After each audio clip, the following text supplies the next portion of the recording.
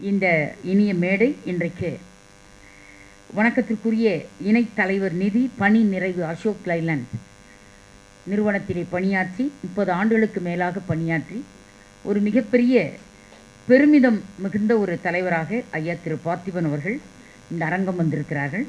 எனக்கு என்ன ஒரு ஆச்சரியம் என்றால், ஒரு மிகச்சிறந்த தமிழ் சிந்தனையாளரை நம்முடைய டெப்யூட்டி டைரக்டர் ஐயா திரு வெங்கடாச்சலம் அவர்கள் ஐடென்டிஃபை செய்து எனக்கு அவரை அறிமுகப்படுத்தி உலகநாயகி நம்முடைய நிகழ்ச்சியிலெல்லாம் ஐயாவை பயன்படுத்தி கொள்ளுங்கள், நல்ல தமிழ் சிந்தனையாளர் என்று நம்முடைய நம்முடைய வணக்கத்திற்கு வெங்கடாச்சலம் ஐயா அவர்கள் அறிமுகப்படுத்திய ஒரு இனிய நண்பர்.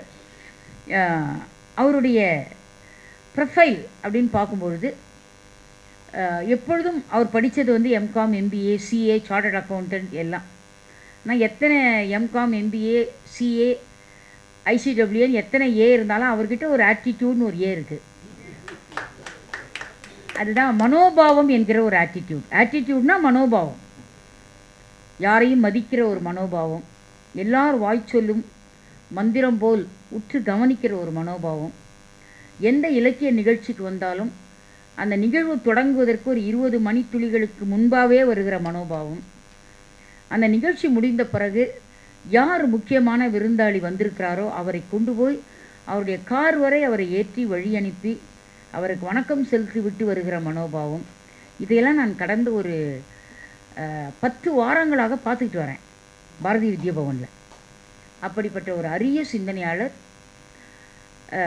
தொடர் வண்டி போவது போல் அது அமைதியாக அவர் பாட்டு பேசிகிட்டே இருக்கார். என்னுடைய வீடு வந்து தொடர் வண்டி போயிட்டே இருக்கிற அந்த ரயில் பாதைக்கு அருகாமையில் என்னுடைய வீடு. என்னுடைய வீட்டு வெராண்டாவுக்கு வெளியே வந்தீங்கன்னா குருவாயூர் எக்ஸ்பிரஸ் போவோம், ட்ரெயின் போயிட்டே இருக்கும். எத்தனை மணிக்கு எந்த ட்ரெயின் போவோம் நாங்கள் கரெக்டாக சொல்லுவோம். இந்த கொரோனா போது எங்களுக்கு தூக்கமே வரல, ஏன்னா ட்ரெயினே போகல. எங்களுக்கு ட்ரெயின் போனால் தான் தூக்கம் வரும். அந்த மாதிரி ஒரு ரயில் பாதையில் தான் நான் குடியிருக்கிறேன். ஆமாம், அந்த ரயில் பாதையில் தான் குடியிருக்கிறோம் நாங்கள். எங்களை மீறி தான் ரயிலே போனோம், குடியிருக்கிறோம். ஆனால் இப்பொழுது தான் ஆஸ்திரேலியாவில், அமெரிக்காவில் இது போன்ற நிகழ்ச்சிகள்லாம் ஜூம் மீட்டிங் இரவு நேரத்தில் நடக்குது. அதனால் அந்த ட்ரெயின் போகிற வரைக்கும் நான் வெயிட் பண்ண வேண்டியதாக இருக்குது. அது போன பிறகு தான் நான் கண்டினியூ பண்ணணும் என்னுடைய பேச்சை. அந்த மாதிரி ஒரு பெரிய போராட்டம் கடந்த ஒரு 6 மாத காலமாக. அதனால் என் கணவர் பிறந்து வளர்ந்த அந்த இல்லத்தை விட்டு நான் அந்த வீட்டை பூட்டி வைத்து விட்டு இப்பொழுது இன்னொரு அதே மகாலிங்கபுரம் ஏரியாவிலே இன்னொரு வீட்டுக்கு நான் குடிபெயர்ந்து போயிட்டேன். ஏன்னா இந்த தமிழ் உரைக்கு இந்த ரயில் பாதை தடையாக இருப்பது என்பதால் போயிட்டேன். இப்போ எதற்காக அதை சொல்கிறேன் என்றால், ஐயா பார்த்திபன் அவர் பேசுகிறபோது கண்மூடி கேட்டிங்கன்னா ட்ரெயின் போகிற மாதிரியே இருக்கும். அப்படியே டக டக டக டக டக டகன்னு அந்த சத்தத்தோடு அவ்வளோ அழகாக பேசுவார்.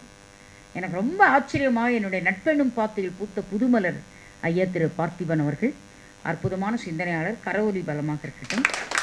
இன்றைக்கு நம்முடைய நிகழ்ச்சிக்கு பெருமை சேர்க்கிற வகையில் எங்கள் பேராசிரியர் டாக்டர் ஸ்ரீசந்திரன் அவருடைய புதல்வர் வணக்கத்திற்குரிய வர்த்தமானன் அவர்கள் மேடைக்கு வந்திருக்கிறார்கள். அவர்களை வந்து நான் பார்த்திபன் ஐயாவுக்கு நம்முடைய பார்த்திபன் ஐயா அவர்கள் பொன்னாடை அணிவிக்கும்படி பணிவன்புடன் கேட்டுக்கொள்கிறேன்.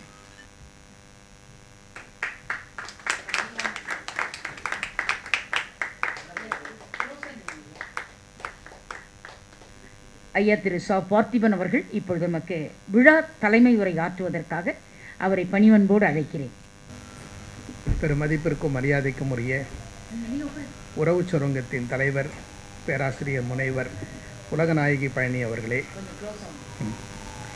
சிறப்புரையாற்ற வருகை தந்திருக்கக்கூடிய பாரதி சுடர் திருமதி மகேஸ்வரி சத்குரு அவர்களே, தெய்வத்தமிழ் விருது பெற இருக்கக்கூடிய பேராசிரியர் முனைவர் களக்காடு ராம சீதாலட்சுமி அவர்களே, மற்றும் உள்ள தமிழ் கூறும் நல்லுலக பெருமக்களே, உங்கள் அனைவருக்கும் என்னுடைய பணிவார்ந்த வணக்கத்தினை தெரிவித்துக் கொள்கின்றேன். குற்றால அருவியிலே குளிக்கின்ற பொழுது, கோடை மழைதண்ணிலே நனைகின்ற பொழுது உண்டாகக்கூடிய ஒரு சுகம் இது போன்ற ஒரு நிகழ்ச்சியிலே கலந்து கொண்டு பேசுகின்ற பொழுது எனக்கு உண்டாகிறது என்று சொன்னால் அது மிகையாகாது. தலைமை பொறுப்பை ஏற்கக்கூடியவர்கள் தலைப்புக்குள்ளே போகக்கூடாது என்பதுதான் மரபு. அப்படியே பார்த்தாலும் 63 நாயன்மார்களை பற்றி அதிகம் எனக்கு தெரியாது. ஒருவேளை அதனால்தானோ என்னமோ என்னை இவர்கள் தலைமை பொறுப்பிற்கு அழைத்திருக்கிறார்கள். பகல் நேரத்திலே பல மணி நேரம் பயணம் செய்ய வேண்டிய ஒரு அவசியம், ஒரு அனுபவம் நம் அனைவருக்குமே அமைந்திருக்கக்கூடும். இந்த காலத்திலே அந்த நேரத்திலே என்ன நடக்கிறது என்பதை சற்றே யோசித்து பார்க்க வேண்டுகிறேன். பக்கத்திலே பயணம் செய்யும் பயணியை ஒரு பகையாளியாக, ஒரு பங்காளியாக பாவித்து பாராமுகம் காட்டுகிறோம். ஒரு திருடனுக்கு பக்கத்திலே, ஒரு தீவிரவாதிக்கு பக்கத்திலே இருப்பதாக எண்ணிக்கொண்டு திரும்பி கூட பார்ப்பதற்கு மறுக்கிறோம். வாயை திறந்து வார்த்தைகள் பேசிவிட்டால் கூட வம்புகள் வழக்குகள் வந்துவிடுமோ என்று எண்ணி வாயை மூடி மௌனம் காக்கிறோம். மொத்தத்தில் அந்த சமூகத்திடமிருந்து நம்மை தனிமைப்படுத்தி கொள்ளவே ஆசைப்படுகிறோம். சரி, அந்த நேரத்திலே அப்படி என்னதான் நடந்து கொண்டிருக்கிறது என்பதை சற்றே யோசித்து பார்த்தால், நல்ல நூல் ஒன்றை வாசித்து நாளை போக்கவில்லை. வெளியிலே தெரியக்கூடிய இயற்கை காட்சிகளை எல்லாம் கண்டு ரசித்து அதிலே இன்பத்தை தேடவில்லை. பக்கத்திலே பயணிக்கக்கூடிய பயணியிடம் பேசி பழகி 4 நல்ல விஷயங்களை தெரிந்து கொள்ள முயற்சிக்கவில்லை. குறைந்தபட்சம் கண்ணை மூடி தூங்கி உடலுக்கும் மனதுக்கும் ஓய்வையும் தரவில்லை. ஆனால் இதற்குள்ளாகவே 10 மணி நேர பயணமானது முடிந்து போனது. எப்படி? பண்பலையில் வரக்கூடிய பயனற்ற செய்திகளை எல்லாம் கேட்பதிலேயே பாதி நேரம் பறந்து போனது. வாட்ஸ்அப்பில் வரக்கூடிய வாழ்க்கைக்கு தேவையற்ற வாசகங்களை எல்லாம் வாசித்து முடிப்பதிலேயே மீதி நேரம் முடிந்து போனது. சினிமா செய்திகள், சிற்றின்ப சிதறல்கள், அரசியல் அடாவடித்தனங்கள், அர்த்தமற்ற விவாதங்கள், இப்படி பயனற்ற விஷயங்களை பார்ப்பதிலும் கேட்பதிலும் 10 மணி நேர பகல் பயணமானது கழிந்து போனது. இந்த உலகத்திலே இழந்தால் மீண்டும் திரும்ப பெற முடியாதது 2 தான். ஒன்று இந்த உயிர், இன்னொன்று கடந்து போன அந்த காலம். அப்படி இருக்கின்ற பொழுது எத்தனை மனித நேரங்களை இதுநாள் வரை இப்படியெல்லாம் நாம் வீணாக்கி கொண்டிருக்கிறோம் என்பதை சற்றே யோசித்து பார்க்க வேண்டுகிறேன்.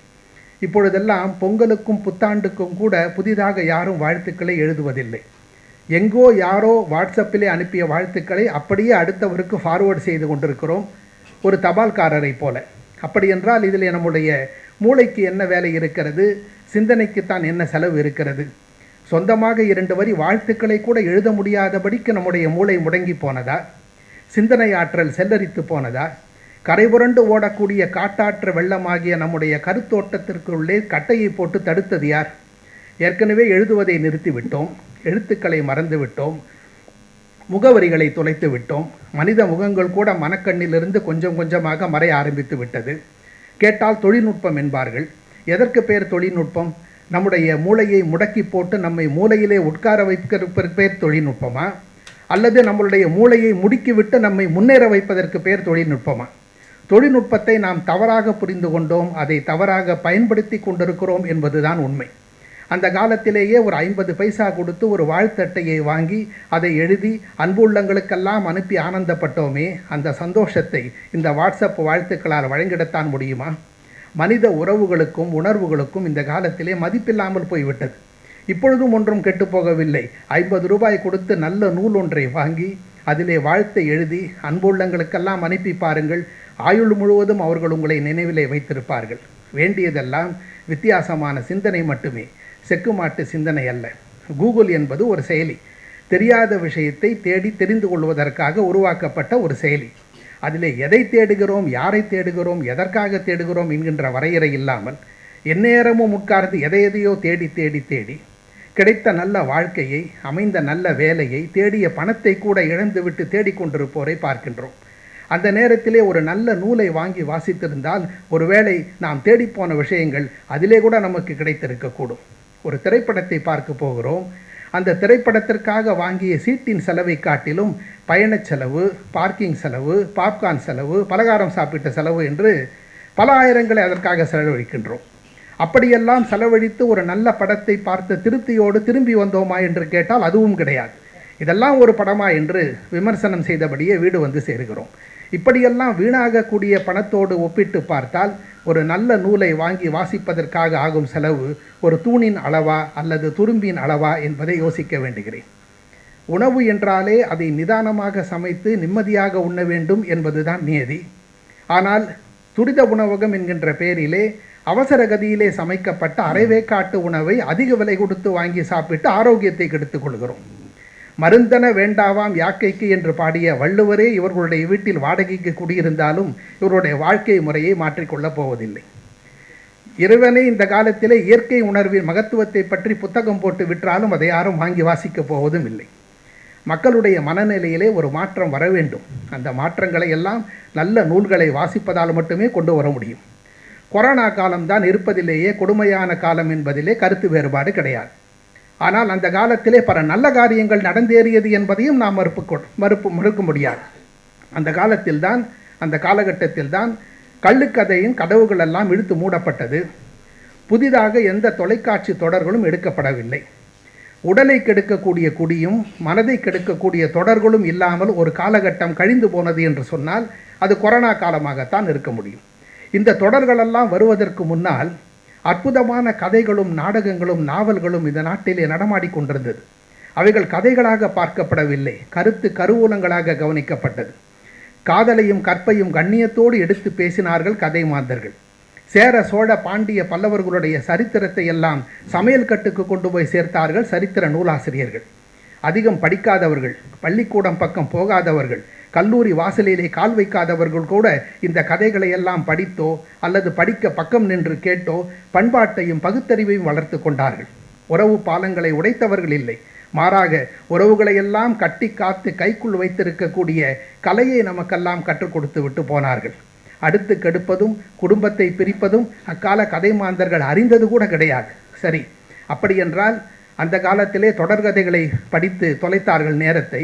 இப்பொழுது தொடர்களை பார்த்து கழிக்கிறார்கள் காலத்தை. அதற்கும் இதற்கும் என்ன பெரிய வித்தியாசம்? அன்பர்களே, வித்தியாசம் இருக்கிறது. அந்த காலத்திலே கதைகளை படித்து கழிந்து போன அந்த நேரம், அந்த காலம் யாருடைய உள்ளத்திலும் எந்த காழ்ப்புணர்ச்சியும் உண்டாக்கி விட்டு போகவில்லை. ஆனால் இன்றைக்கு பொழுதுபோக்கு என்கின்ற பெயரிலே போடப்படக்கூடிய கதைகளெல்லாம் போகிற போக்கிலே விஷ விதைகளை வீசிவிட்டு போகிறது. அந்த விஷ விதைகளெல்லாம் விருட்சமாக வளர்ந்து வேறுபிடித்து கொண்டு வீட்டில் உள்ள மக்களுடைய உள்ளத்திலே விபரீத உணர்வுகளை எல்லாம் உண்டாக்கி கொண்டிருக்கிறது. கொட்டுவது குழவியின் இயல்பு. அந்த குழவி கூண்டுக்குள்ளே ஒரு பூச்சி போய் மாட்டிக்கொண்டால் அந்த பூச்சியை குழவியானது கொட்டி கொட்டி விஷத்தை ஏற்றி ஒரு நிலையிலே அந்த பூச்சியும் குழவியாகவே மாறிப்போகும். கொட்டி கொட்டி குழவியாக்குதல் என்பார்கள் இதை. இந்த காலத்திலே போடப்படக்கூடிய அந்த தொடர்களிலே பேசப்படக்கூடிய எதிர்மறை சிந்தனைகளும் சித்தாந்தங்களும் விஷமாக மாறி வீட்டில் உள்ள மக்களுடைய உள்ளத்திலே ஏறி இன்றைக்கு வீட்டு பூச்சிகளெல்லாம் விஷப்பூச்சிகளாக மாறிப்போனது. உயர்ந்த சிந்தனைகளெல்லாம் சரிந்து சாம்பலாகி சண்டையை ரசித்திடும் சராசரி சிந்தனையாக மாறிப்போனதை என்றைக்கு இந்த சமுதாயம் புரிந்து கொண்டு அதிலிருந்து விடுபடப் போகிறதோ தெரியவில்லை. குடிப்பழக்கத்திற்கு ஆளானவன் கூட அதிலிருந்து விடுபட வேண்டும் என்று தான் நினைக்கின்றான். ஆனால் ஏதோ ஒரு சக்தி அவனை அடித்து அச்சுறுத்தி அடிமையாக்கி ஆழமாக போட்டு அந்த பழக்கத்திற்குள்ளேயே புதைத்து விட்டு போகிறது.